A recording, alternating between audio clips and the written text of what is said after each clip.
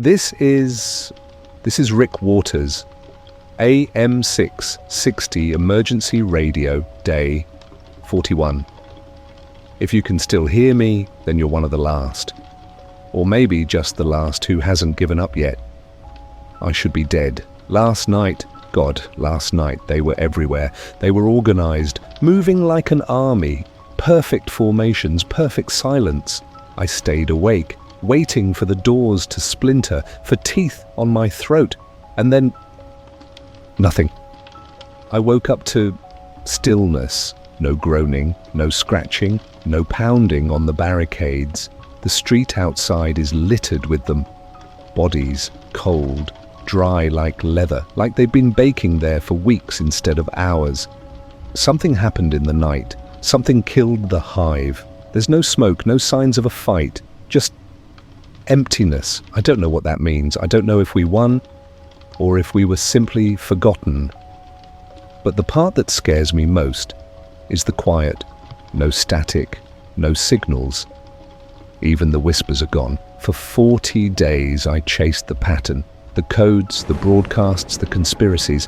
I thought if I could outthink it, I could survive it. But now the pattern is gone, and I'm still here. So I smashed the receiver this morning. Took the hammer to it. It felt good. Like cutting a dead limb off before it infects the rest of you. From now on, I'm not decoding anything. I'm just watching, recording, surviving. And what I see out there doesn't feel like the world anymore. Grass is breaking through the cracks in the street. Vines crawling the glass towers like they've been waiting for their moment. A whole flock of birds swarmed down and vanished into an empty parking deck. And the smell. Damp soil, like after a storm, like nature was just waiting for us to leave. The dead are gone, and the world is already taking our place. If you're still alive, stay sharp. This silence, it doesn't feel like peace. It feels like the pause between heartbeats. This is Rick Waters, signing off for now. Stay quiet, stay human, stay.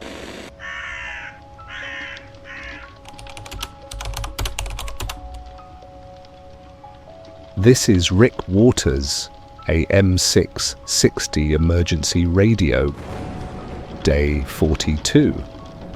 I didn't think I'd be back on air today. After yesterday, after that emptiness, I thought maybe it was over, like the world had gone still and decided to stay that way. But it hasn't. It's just changing. I went out this morning.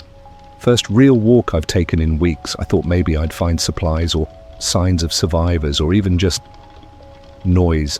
What I found were bodies, hundreds of them, the infected, motionless, dried out, brittle, like mummified meat. But that's not the part that matters. The part that matters is what's growing on them. It's red, deep red, almost black, fungal, or something pretending to be. Looks like velvet flesh stitched into the skin, petals if petals were made of meat. They're blooming out of the corpses. Skulls, rib cages, eye sockets, and they pulse. Slow, rhythmic, like breathing, and it gets worse. I watched a crow land on one of them, pecked at it once. The bloom twitched. The crow didn't even make a sound. It just dropped, seizing, foam at the beak. 20 minutes later, it got back up, not flying, not walking right, just twitching, staggering, red threads growing from its eyes. Like the bloom was wearing it. I left it there. I'm not proud of that, but I'm not stupid either. There were more like it. Rats, a stray cat, half fused into the pavement.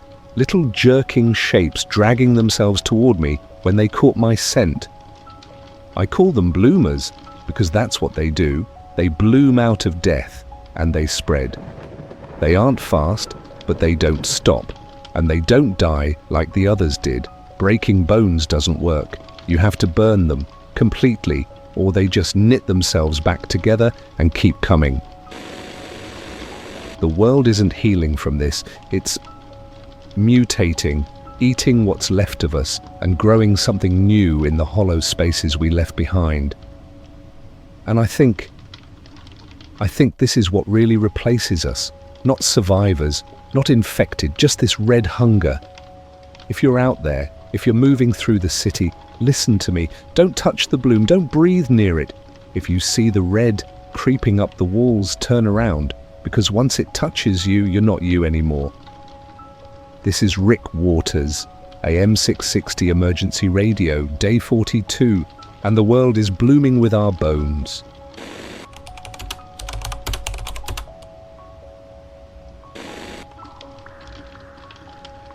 This is Rick Waters, AM 660 Emergency Radio, Day 43. If my voice sounds different tonight, it's because I'm not in the studio anymore. What's left of it anyway. The tower fell, I should have seen it coming. The building had been groaning all day, like an old man's spine about to give out. But denial is funny like that. I told myself it would hold. Because if it didn't, what was left? It started around noon. A low, grinding sound, deep enough to feel in my teeth. At first, I thought it was thunder, but the sky was clear. Then the concrete cracked, not in chunks, in lines, perfect branching veins racing across the floor. Roots. They were pushing up through the subfloor like knives through wet paper. Thick, black-veined things slick with red sap. Not normal roots. They moved when I shined the flashlight on them, like they were trying to hide from the light. The walls went next. Vines had been creeping through the outer cracks for weeks, but today they went wild, wrapped around the steel support beams, tightening, twisting, squeezing until the metal screamed. I grabbed what I could, the hand-crank transmitter, a few cans, the water jugs, and I ran. I was halfway down the stairwell when I heard the tower go. It didn't crash. It folded, like something gently bent it in half. Then the floors pancaked, one after another, a deep, echoing series of booms that shook the air out of my lungs, and then silence.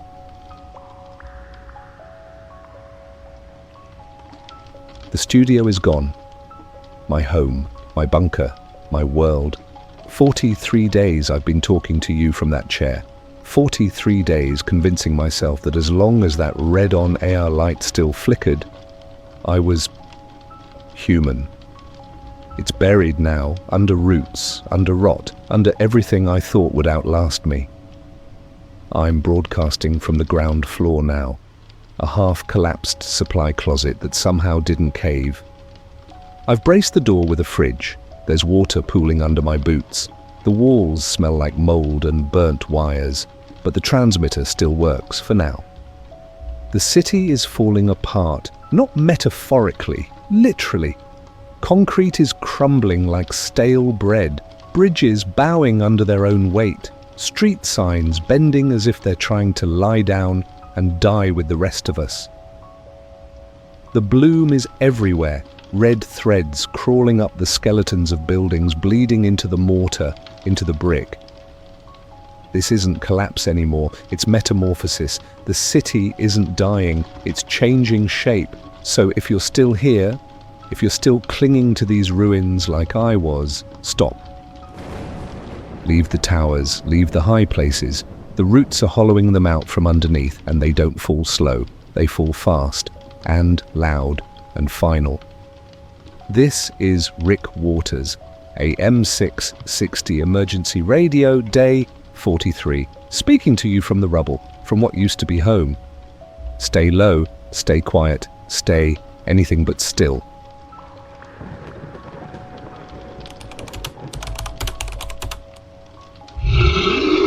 This is Rick Waters, AM 660 Emergency Radio, Day 44. I think there's something new out there. Something worse. The bloomers are everywhere now, slow, twitching red carcasses that won't stay dead, but they don't scare me like this does, because this one thinks. I saw it this afternoon. I wasn't looking for it. God, I would never go looking for something like that. I was scavenging. A row of burned-out cars just east of the river overpass. A few cans of beans left in a glove compartment, half melted from the heat. I was reaching in when the air went still. Dead still. Even the bloomers froze. Not like they saw something, like they were listening. Then I heard it. A sound like tree trunks snapping, one at a time. Slow, deliberate. It came out of the far end of the street like the ground was making it up as it walked, 8, maybe 9 feet tall, its back hunched under the weight of something huge and crooked. At first I thought it was wearing armor, plates of black wood, bark fused with bone. But it wasn't wearing them. They were growing out of it. Its arms were too long. The hands weren't hands at all, just claws, heavy and curved like rusted hooks. Its head was human-shaped, but the jaw split down the center. And inside, red vines pulsing. Like the bloom had learned to walk upright. It didn't look at me, at least I don't think it did. It walked straight past the wreckage, hooked its claws under a car, like it weighed nothing, and dragged it away into the ruins, like a predator taking prey back to its den. I stayed hidden for nearly an hour, never saw it again, but I could hear it far off. Snapping branches, metal twisting, always moving. I've seen the infected, I've seen the bloomers, their hunger-wearing skin, but this is patience, this is design. I don't know if it's alone. God, I hope it's alone. So if you're out there, if you're scavenging, if you're still trying to survive in this graveyard city, listen to me. Stay out of the open. Stay away from the wide streets. The moment the birds go quiet, hide. If you hear wood cracking, if the ground starts to shake, do not move. Do not breathe. Do not let it see you. Because this city isn't ours anymore. It's building something new, something with claws. This is Rick Waters, AM 660 emergency radio, day 44. And something is hunting again.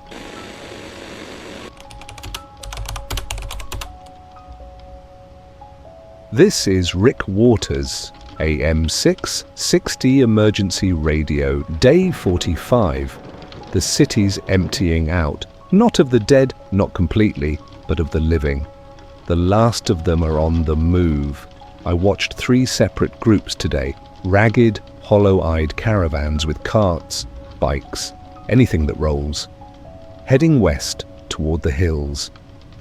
Away from this place, away from whatever it's turning into. Some made it, some didn't. One group walked straight into a cluster of bloomers, twitching things slumped against the shell of an old bus. They didn't notice them until they were too close. Bloomers don't lunge, not like the infected did. They just wake up when you're inside their shadow. 4 people were gone before anyone even screamed. The others ran, didn't even look back. I don't blame them. Looking back here will get you killed. If you're still here, still thinking about staying, don't. The city isn't shelter anymore. It's a trap. The buildings are collapsing under their own weight. The roots are eating the concrete. Every shadow is laced with red threads waiting to bloom in your lungs. And something bigger is stalking the ruins. So listen carefully. This isn't theory, this is survival. 1. Travel light. Drop anything sentimental or heavy. If it doesn't keep you fed, warm, or breathing, leave it. 2. Stay low. The tall structures are unstable and they attract attention. Even bloomers don't linger under open sky. Shelter under overpasses or in single-story brick shells. 3. Never travel alone if you can help it. Pairs can pull each other out of debris. Singles just disappear. 4. Water before food. The body lasts weeks without calories, but only days without clean water. Fill bottles from rooftop gutters or broken fire mains. Boil everything. 5. If you hear wood cracking, stop. Find cover. The apex hunts sound and motion, and you will not outrun it. I watched a young man, maybe 20, walk past my hiding place this morning, just him and a pack. He moved like he was made of glass, didn't look left or right, didn't flinch at the ruins around him. And when he disappeared around the corner, I realized he's braver than I am because I stayed. I stayed when the towers fell, when the streets filled with red flesh and roots and silence. I stayed to talk to ghosts on the airwaves because it was the only thing that still made me feel human. But this place isn't human anymore. And the ones leaving, they might be the last humans left. If you're listening, if you're out there, walking away from this carcass of a city, I hope you make it. I hope the world out there is still green and clean and alive. I'll stay behind a little longer, just long enough to finish the record, to bear witness. Someone has to. This is Rick Waters, AM 660 emergency radio. Move fast, move quiet, and if you have the choice, leave.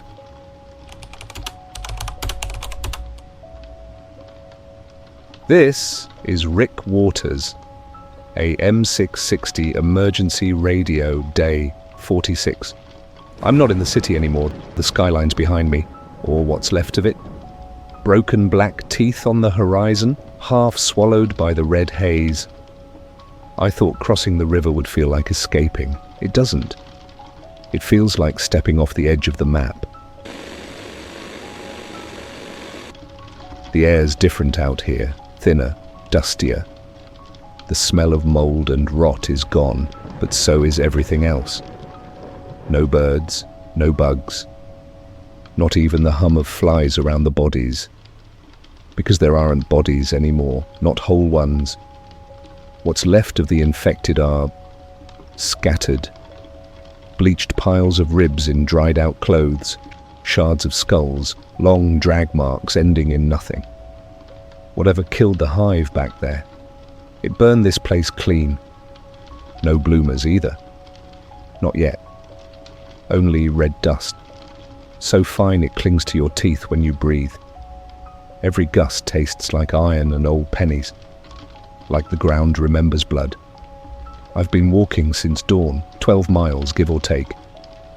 Haven't seen a single living thing, not even tracks, just roads cracking like old pottery.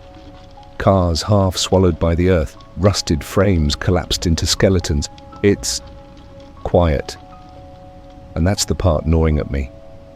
For 46 days, the world has screamed in my ears, groans, sirens, static, claws on steel, my own heartbeat hammering like a war drum. Now it's gone. Every sound I make feels like it doesn't belong here, like this place has moved on from sound. If you're hearing this, if you're thinking about following the survivors out of the city, listen to me. This isn't civilization out here. It isn't wilderness either. It's dead belt, and you need to treat it like an ocean. Vast, open, merciless. Here's what matters. Water first. Always water. Not food. Water. A body lasts weeks on scraps, but 3 days without water, and your brain cooks like meat. Scavenge from rooftop tanks, emergency fire mains, old vending machines. The canned drinks are probably foul, but you can boil them if you must. Use metal, not plastic. Plastic sweats poison in the heat. Cover your skin. Sun out here isn't just heat, it's hunger. It pulls the sweat out of you until your blood thickens like syrup. Loose layers, light colors, keep your head wrapped. Sunburn will kill you slower than claws, but it will kill you. Move at night. The days are too hot. Heat stroke sneaks up. 1 second you're walking, next you're on your knees puking dust. Night air's cooler, and if anything's hunting, it'll see you less. Don't trust shade you didn't make. Collapsed buildings look safe from the sun, but they're full of red spores now. Thin, invisible threads in the dark. They get in your lungs, and when they bloom in your blood, that's it. There's no coming back from that. Burn your rags if they start to smell sweet. That's the first sign. I rationed half a litre for today. It's almost gone. My tongue feels like sandpaper. My lips keep cracking when I talk. I can taste copper when I swallow. I'm not saying this to scare you, I'm saying it so you remember. Out here, the world won't chase you. It'll just wait for you to fall. I stopped at a hilltop an hour ago, a low rise just past the old rail yard. From the top I could see the city behind me, the wasteland ahead, flat, bleached, streaked red like rust bleeding through bone. And far, far to the west, I saw movement, tiny black specks crawling along the horizon.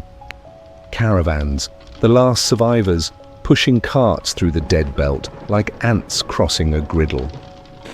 I thought I'd feel hope seeing them. Instead, I felt small, so small, like they're walking across the skin of something too big to understand. I don't know if I'll catch up to them. They move faster, stronger, and they have each other. But I had to leave the city, had to know if anything still lived beyond the rot, had to prove this wasn't just an island of death. So far, it is.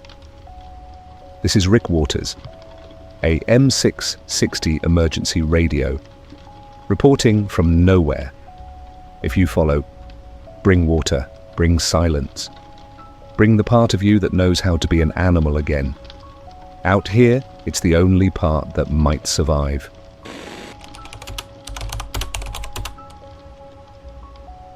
This is Rick Waters, AM660 Emergency Radio, Day 47.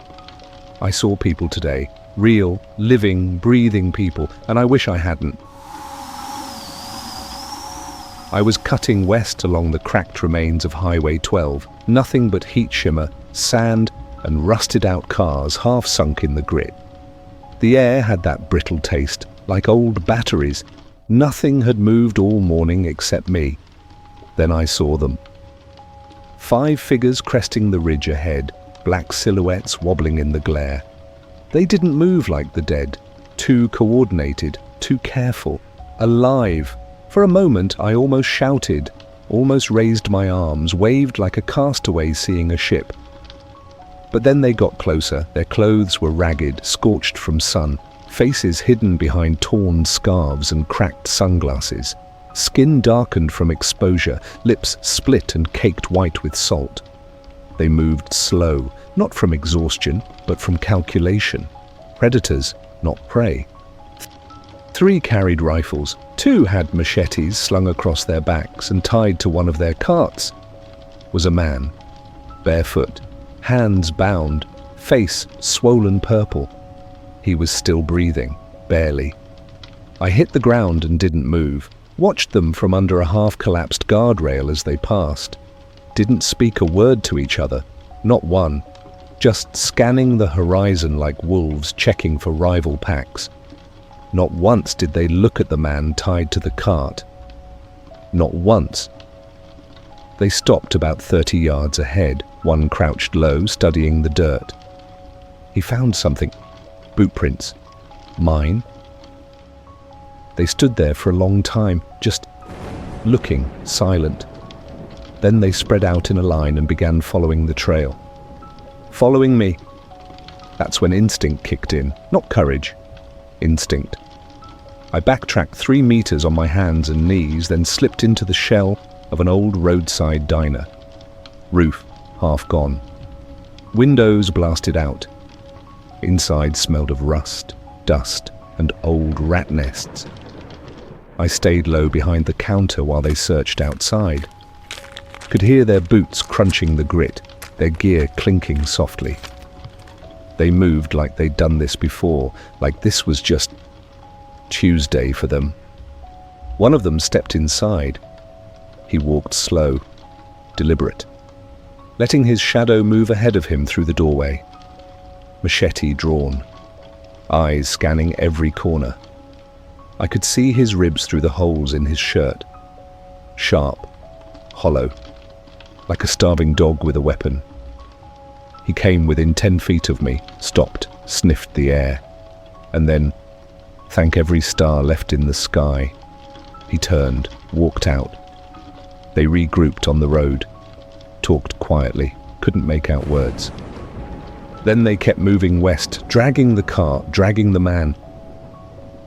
If you're out here, if you've made it this far past the dead belt, listen to me very carefully now. The infected are gone. The bloomers are rare, but people are still dangerous. Maybe more than ever. They're desperate, starving, half wild, and worse. They're smart. If you see other survivors, do not approach openly. Wait. Watch from cover for at least 20 minutes. Study how they move. Starving groups will fight each other. Organized ones will hunt you. Never leave tracks. Walk on hard surfaces if possible. If not, drag a branch behind you to blur footprints. Stay in shadows where the wind scours the sand clean. Avoid abandoned buildings they could be using. Humans like shelter, which makes it bait. If a place looks safe, assume it's not. Assume someone is watching from the dark. Carry something you can abandon as bait. I keep a cracked walkie. If I'm being followed, I'll leave it playing static on low volume to draw them away. Don't fight if you don't have to. Don't exist to them if you don't have to. And if they find you, if they see you, don't run. Running marks you as prey. Stand tall, meet their eyes. Show them you still have enough in you to make it costly, even if you don't, especially if you don't. The world isn't divided into alive and dead anymore. It's divided into hunters and carrion. You choose which you are every second. Hesitate once and you're meat on someone's cart. They're gone now, hours ahead. I can still see the faint drag line of their wheels etched in the dust. I'm not following them. I won't. I can't carry another ghost in my head right now. This is Rick Waters, AM 660 emergency radio. The dead aren't your only enemy. Sometimes the worst thing out here still breathes.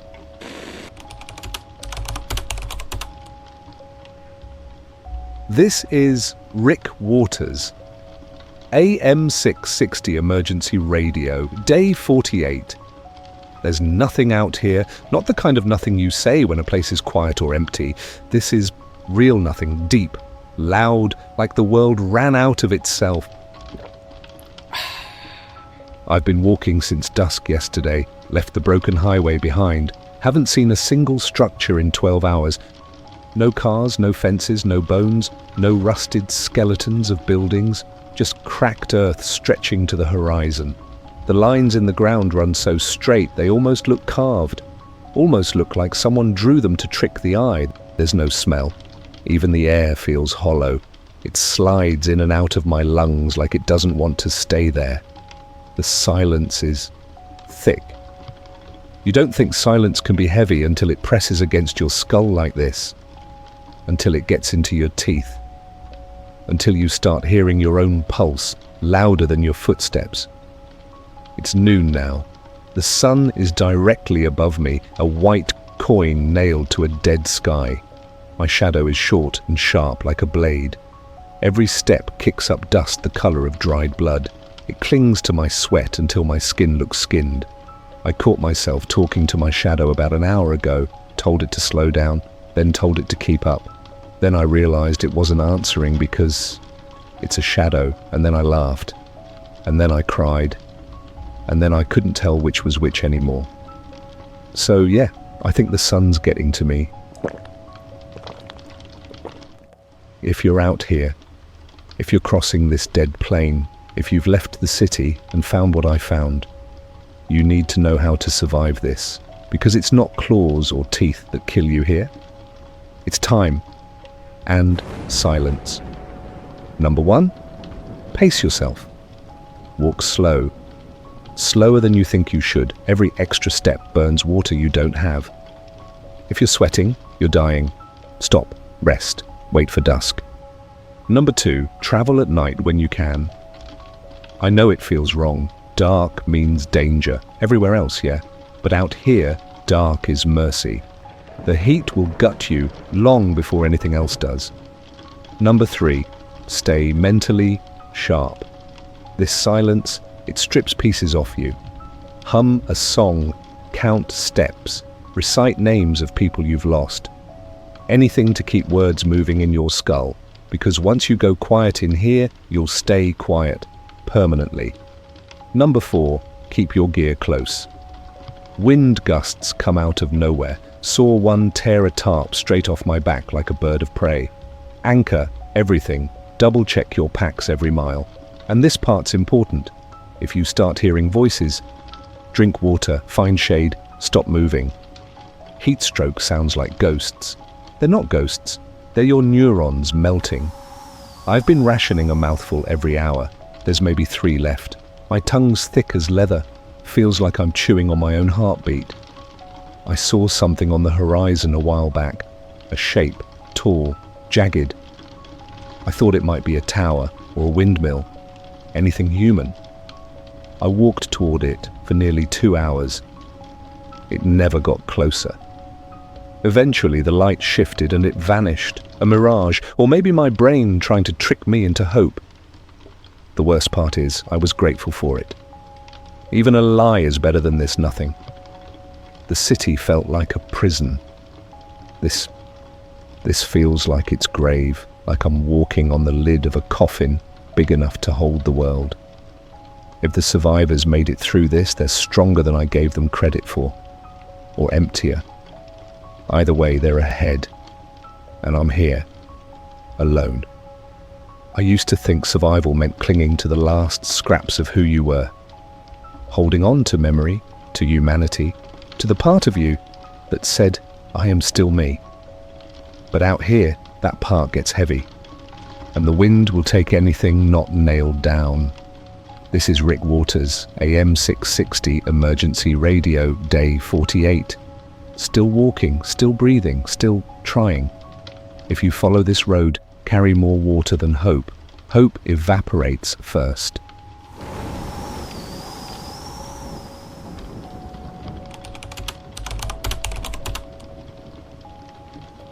This is Rick Waters, AM 660 Emergency Radio, Day 49. If you can hear this, congratulations. You're officially ahead of the curve being the smoking crater of everyone else's plans.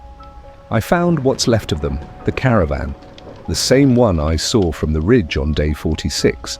Tiny black specks crawling west across the dead belt like stubborn ants. I caught up today. I wish I hadn't. There's a hollow in the earth out here, like something slammed down from above. A shallow basin ringed by bent power poles. Their convoy died there, carts overturned, canvas shredded into ribbons, pots and packs scattered like someone dropped their lives mid-sentence. There were bodies too, pieces of them anyway, half buried in the dust, red threads growing out through the ribs like vines through old fences, bloom, but twisted, darker, stringier like dried muscle pulled tight. They pulsed when the wind hit them, like they were tasting the air. And for the record, I did the smart thing. I backed away, very slowly, because when your gut says, this place is cursed, arguing with it never ends well. Then I saw the footprints. At first I thought they were just from the survivors running, but they didn't look panicked. The spacing was even, methodical. And then they just stopped.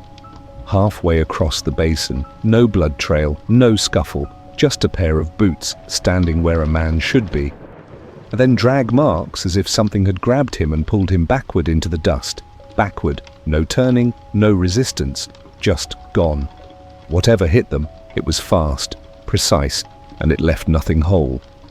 And here's the part my brain keeps chewing on like gristle. It didn't take their supplies, all the water bottles, the dried meat, the tools, untouched. Which means whatever did, this wasn't hunting for food. It was just hunting. I've been checking my 6 every 5 minutes since, scanned the horizon until my eyes burned. At first I thought it was just nerves, paranoia, sunstroke whispering that I'm next. Then, about an hour after leaving the basin, I saw it. A shape, far back, silhouetted in the shimmer of heat. Big, wrong, too tall, too still, standing where I'd just been. I blinked and it was gone. So either I'm hallucinating, or the apex followed me out of the city. And honestly, at this point, both options feel equally comforting. If you're still listening, if you're still walking this dead belt, here's what you need to know now. Rule 1, never camp where something else died. I don't care how much gear they left behind, don't touch it, don't breathe near it. Death leaves a scent and things are learning to follow it. Rule 2, don't leave a straight trail. Zigzag, double back, circle. Make your footprints argue with each other. If something is tracking you, you want it confused or at least bored. Rule 3, noise discipline. I mean it. Don't talk out loud unless you have to. Don't hum. Don't clatter your gear. I've been padding my canteen with strips of cloth just to stop the slosh. If they hear you, you're done. Rule 4, always leave yourself a shadow to watch. Set a mirror or a shard of glass angled behind you. Even if your brain plays tricks, you want to know if those tricks have claws. It's not just about staying alive anymore, it's about not being noticed. I can't shake the feeling that something out here already noticed me. And the strangest part? The silence changed. It's subtle, but it's there. The air has weight again, like sound is being held back, like the desert's holding its breath, waiting for me to trip, so it can exhale. I should turn back. God knows every part of me wants to, but turning back just means dying thirsty on ground I've already walked. So I'll keep moving west, keep moving until the world decides it's had enough of me. This is Rick Waters, AM 660 Emergency Radio. If you're out here too, walk quiet, walk crooked, and if you see your own footprints behind you, run.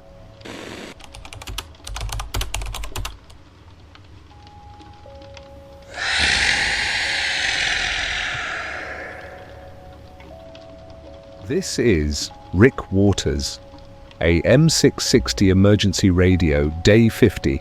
I'm under a bridge, literally. West of the Dead Basin, maybe 10 miles. I lost count. The highway here has been folded in half by some long-dead quake.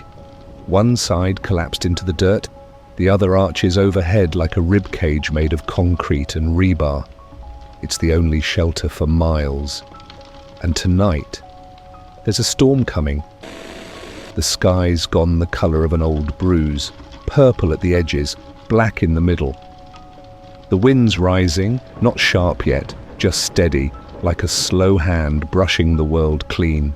I should be grateful. Storms erase tracks, and right now, I want my tracks gone.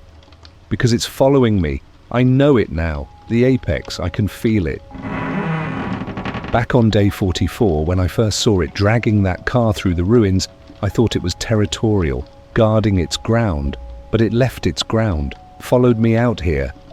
I've seen it, just at the edge of vision.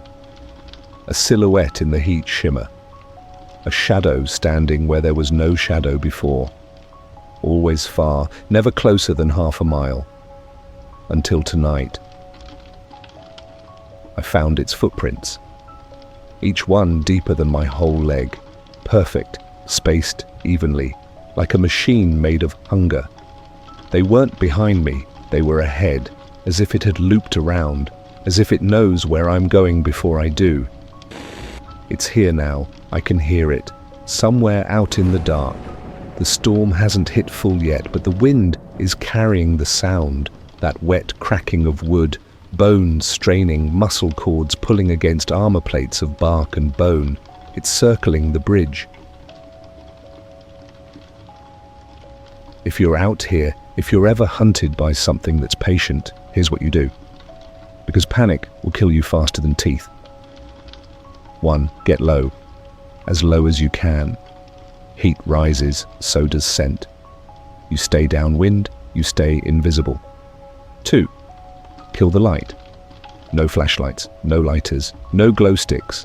Light makes you prey, sound makes you bait. 3. Control your breathing, slow, silent. The ribs will betray you before your voice does. And 4. Never run blind. Running blind gets you dead quiet. I've shut off everything except the transmitter, even packed cloth around the mic so it won't echo. The bridge smells like rust and wet dust. There's an old truck upside down near my feet, its cab split open like an egg. If this goes bad, if it sees me, I'm going to crawl inside it and hope dying feels fast. Oh, that sound, like a tree splitting. Closer now. It's big. I can hear the dirt straining under its weight. Each step lands like a heartbeat. Slow, measured. It's not searching, it's stalking. The storm's coming in fast, dust swallowing the horizon, lightning flashing through it like bones under skin. The air is electric, my teeth taste metal. It's at the edge of the bridge. I can see the silhouette in the dust, 9 feet, maybe more, bark armor glistening, more, splitting open in the middle, red vines pulsing like arteries on the outside of its face. It's beautiful, in the way forest fires are beautiful. It's leaning down, sniffing the ground, right where my footprints end. Don't move, don't breathe, don't... Oh God, it's...